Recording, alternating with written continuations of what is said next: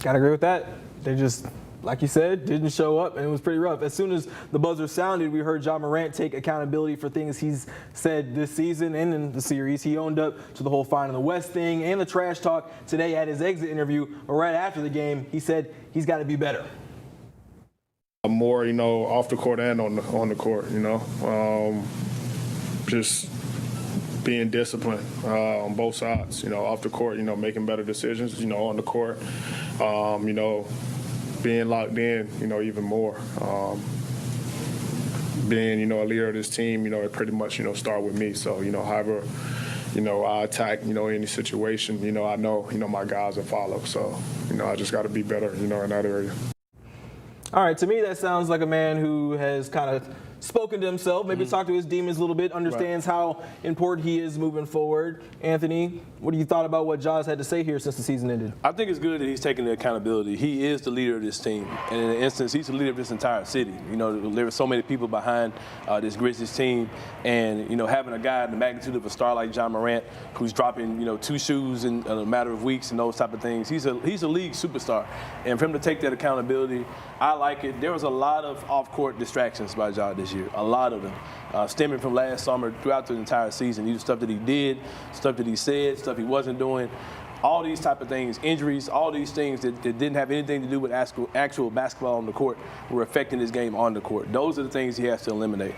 If his shot is struggling or he has an injury or things like that, that's just part of the game. You understand those type of things. But the things that don't have anything to do with basketball, he has to eliminate those things. That's a maturity factor.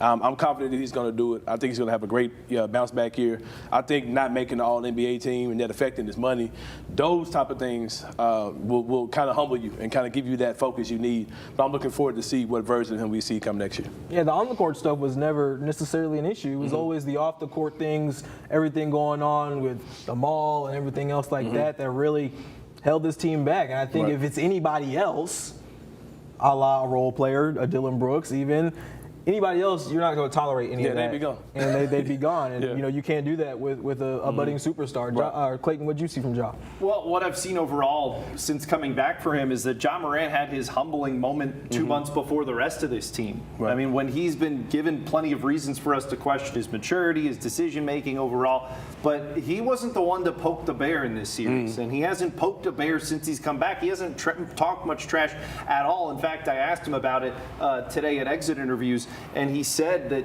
he understands that's been a point that he's made initially for himself, but overall acknowledging that for the team, he knows as a leader moving forward that the more that he holds back from trash talking, that he knows this team is going to follow. Now, obviously, he still had to answer for I'm fine in the West for saying that they don't duck smoke and then ducking the media. There's things that he obviously still retroactively had to account for. But since coming back from his suspension, Ja has been much more reserved and frankly much more mature, and we've seen that so far overall. Obviously the one miscue there after game 4 about not talking to reporters, but we've seen progress from him, and hopefully that continues. Yeah, we'll see if that maturity continues. Like you said, it's clear he's kind of on a period where he's like, I'm not trying to make any more waves, I'm not trying to make any more ripples, and you wonder if that affects his game maybe a little bit moving forward, if it makes his game better, because we know that brash, that cockiness is kind of something that obviously he lives on, and kind of what the Grizzlies have lived on the last couple of years. So